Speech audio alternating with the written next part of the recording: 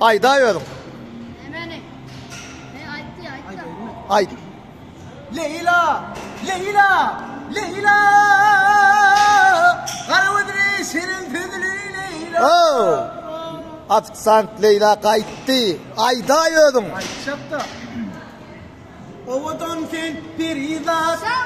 Bir khumaya tatastım. Tasarıp altın beri. Oh.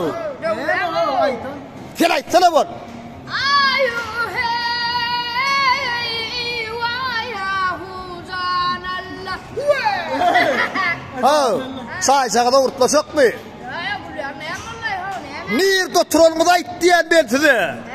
Şey değil ho. Bilmek olmadı ay sana amir götürülmedi.